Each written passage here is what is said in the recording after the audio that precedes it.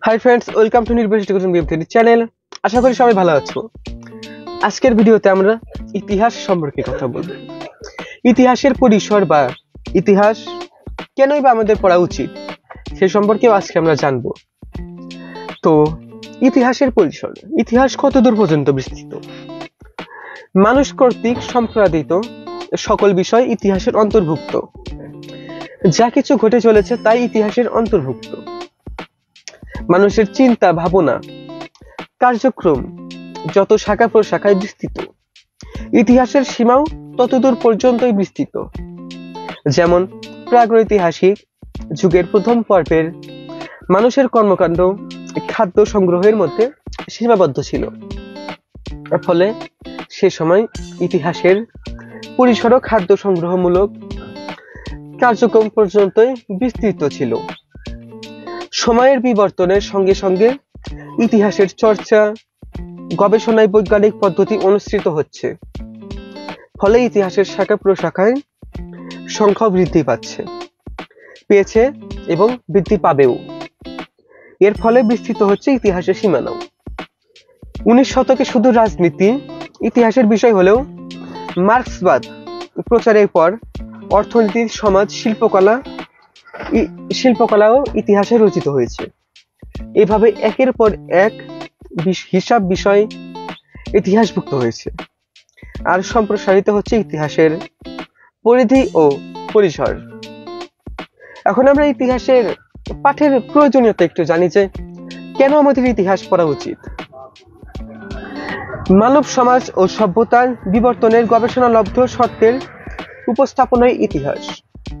ইতিহাস পাঠ মানুষকে অতীতের পরিপ্রেক্ষিতে বর্তমান অবস্থা বুঝতে, ভবিষ্যৎ সম্পর্কে অনুমান করতে সাহায্য করে। ইতিহাস পাঠের মাধ্যমে আমরা মানব সমাজের ক্রমবিকাশ ও সভ্যতার বিবর্তনের ধারা সম্পর্কে জানতে পারি। তাই দেশ ও জাতির স্বার্থে এবং ব্যক্তির প্রয়োজনে ইতিহাস পাঠ অত্যন্ত জরুরি। জ্ঞান ও আত্মমর্যাদা বৃদ্ধি করে এই ইতিহাস। ইতিহাস অতীতের সত্যনিষ্ঠ বর্ণনা মানুষের জ্ঞানের পরিধি বৃদ্ধি করতে সাহায্য করে। আর এই বিবরণ যদি হয় নিজ দেশ ও জাতির সকল সংগ্রামের গৌরবময় ঐতিহ্যের, তাহলে তা মানুষকে দেশপ্রেমে উদ্বুদ্ধ করে, একই সঙ্গে আত্মপ্রত্যয়ী, আত্মবিশ্বাসী হতে সাহায্য করে। সেক্ষেত্রে জাতীয়তাবোধ, জাতীয় সংহতি সুদৃঢ়করণে ইতিহাস পাঠের বিকল্প নেই। ইতিহাস দ্বিতীয় যে কাজটা করে, আমাদের সচেতনতা বৃদ্ধি করে। ইতিহাস জ্ঞান মানুষকে সচেতন করে তোলে। উত্থান পতনে এবং সভ্যতার বিকাশ ও পতনের কারণগুলো জানতে পারলে মানুষ মন্দের পার্থক্যটা বুঝতে পারে, খারাপের পার্থক্যটা বুঝতে পারে এবং ভালো কি সেটাও জানে। ফলে সে তার কর্মের পরিণতি সম্পর্কে সচেতন থাকে। ইতিহাস পাঠের 3 নম্বর কারণটি হলো দৃষ্টান্তের সাহায্যে শিক্ষা দেয়। ইতিহাসের ব্যবহারিক গুরুত্ব অপরিসীম। মানুষ ইতিহাস পাঠ করে অতীত ঘটনাবলী দৃষ্টান্ত জানার জন্য, বা আসলে সেটা জানতেও পারে। ইতিহাস শিক্ষা বর্তমানে প্রয়োজনে কাজে লাগানো খুবই জরুরি, খুবই দরকার। ইতিহাস দৃষ্টান্তের মাধ্যমে শিক্ষা দেয় বলে ইতিহাসকে বলা হয় শিক্ষণীয় দর্পণ।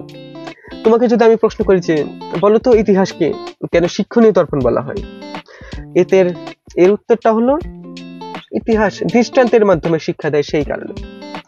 এছাড়াও সর্বশেষ একটা বাক্যই আমরা বলতে পারি, ইতিহাস পাঠ করলে বিচার বিশ্লেষণের ক্ষমতা বাড়ে, যা দার্শনিক দৃষ্টিভঙ্গি তৈরি করে এবং ফলে জ্ঞান চর্চার প্রতি আগ্রহ বাড়ে। তো গাইস, আজকের ভিডিওতে এই পর্যন্তই।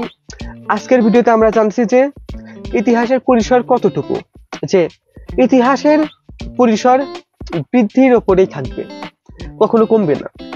এবং ইতিহাস পাঠের 3টা প্রয়োজন আমরা জানছি, যে প্রথমে তো জ্ঞান ও আত্মমর্যাদা বৃদ্ধি করে ইতিহাস, তৃতীয়ত সচেতনতা বৃদ্ধি করে এবং দৃষ্টান্তের মাধ্যমে আমাদের জ্ঞান দেয়। তো গাইস, আশা করি ভিডিওটি তোমাদের অনেক ভালো লাগছে।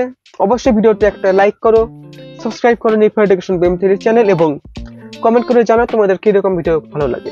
অবশ্যই ভিডিওটি শেয়ার করো।